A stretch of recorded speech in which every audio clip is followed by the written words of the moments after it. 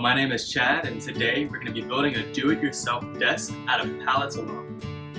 First things first, you must find the pallets. I found these at a local furniture store. They gave them to me for free.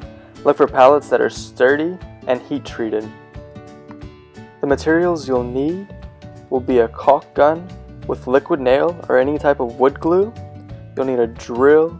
You'll need wood stain, paint brushes, 10 by 2.5 inch wood screws, a circular saw, a sanding block, a hammer and a crowbar, 100 grit sandpaper or more, a chisel, palette, safety glasses, your tape measure, straight edge, some pencils, things to make things a little easier on you.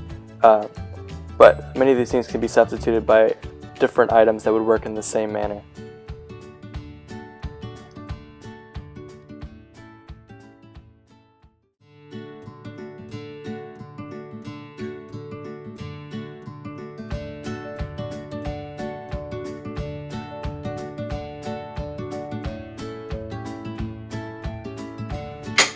The most arduous task is removing the planks from the pallets themselves. I used a hammer and a crowbar. It may take some time and some sweat, but it's worth it. After removing the necessary planks, remove any nails or staples that are still left in the wood. I simply just hammered the ends, the sharp ends of the nails to get them out, and just pull them out with the hammer afterwards.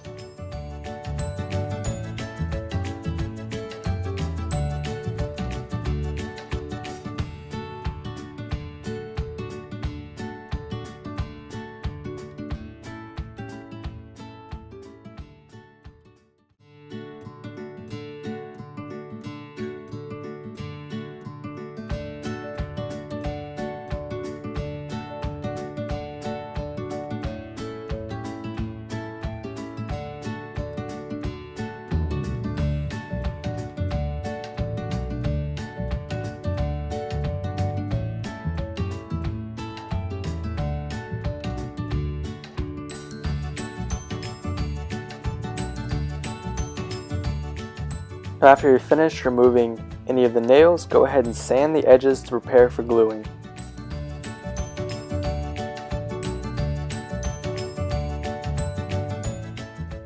Next, go ahead and mark your wood.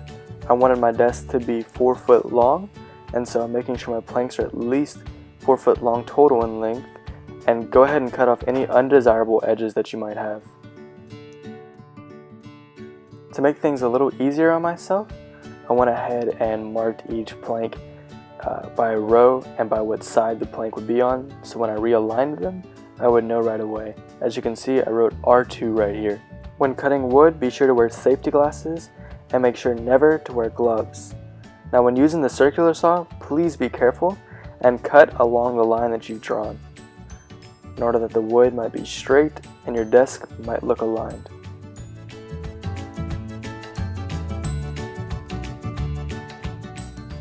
After you finish cutting your wood, go ahead and align your planks as you please in order that you can have the desk, a custom desk to your liking.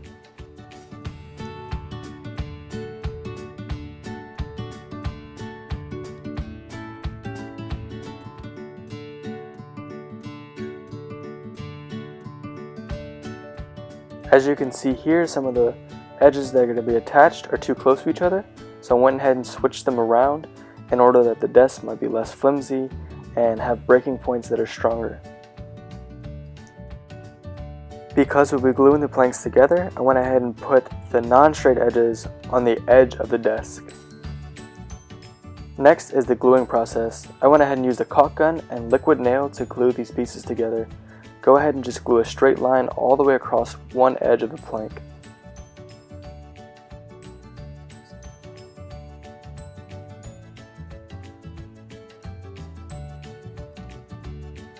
Next, do a line across the short edge of the plank. Go ahead and spread out the glue across the edge in order that it covers most of the edge. Do the same thing on the long edge.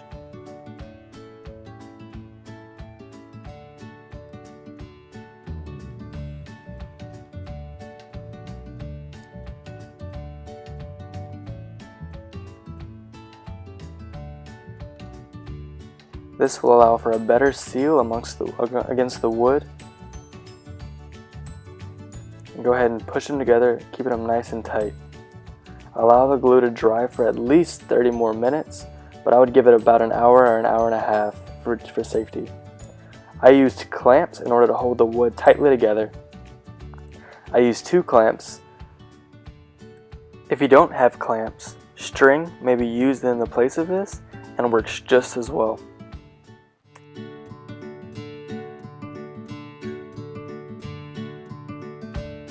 It's important to put a heavy object on top in order that the wood does not bow. While the glue dries, go ahead and select your legs. I recommend selecting legs that are not split and not too cracked. You can go ahead and saw your way through them, which will be much easier and much more fun than prying up the planks. The average height of a desk leg is about 2 foot 4 inches tall, so go ahead and measure that out to prepare for cutting. You'll want 4 of these, as most desks have 4 legs. To remove the extra pieces of wood attached to your legs, go ahead and use a hammer to break off the wood. It's pretty easy as the wood is kind of fragile. Then begin hammering the nails in. It'll give it a rustic look.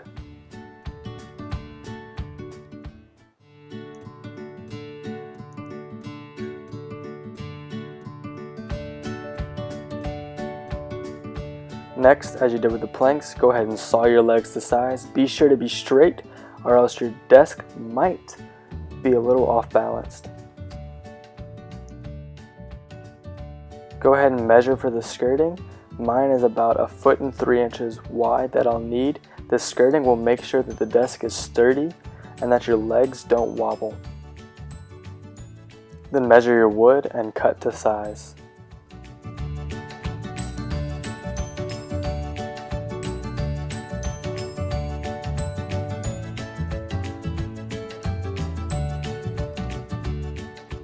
After you finish cutting all your wood, you're going to want to go ahead and sand it in order that you can prepare it to be painted. I would go ahead and do this process before you drill, and then you can go ahead and sand after you drill again.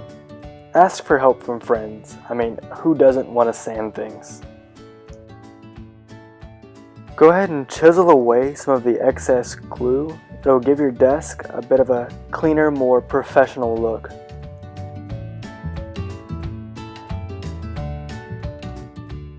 Now it's time to begin the drilling process. I recommend using wood screws as they will drill easier. Go ahead and use about 10 by 2.5 inch wood screws and drill in as you see taking place now. Drill 2 wood screws in order to keep your legs sturdy.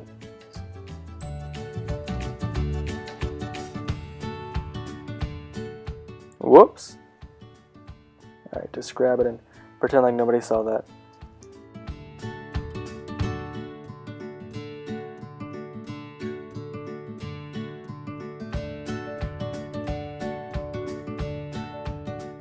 Next, you're going to want to go ahead and drill 2 10 by 2.5 inch wood screws from your legs into your skirting. This will offer maximum stability for your desk.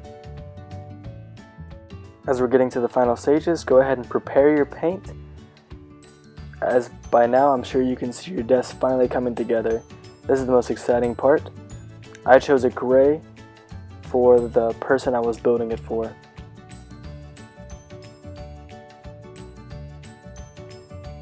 Use any brush you might like. I chose sponge brushes because they're cheap, easy to come by, and you can buy them in bulk in case they might break. Go ahead and apply a thin layer of stain across the entirety of the desk and allow it to dry for at least 1 hour. If it's in humid conditions, I would give it a little longer. And voila, you're done with your desk.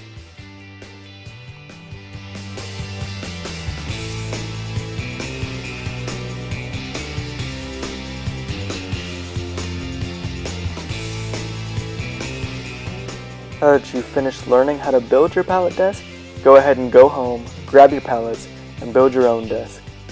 Thanks for watching.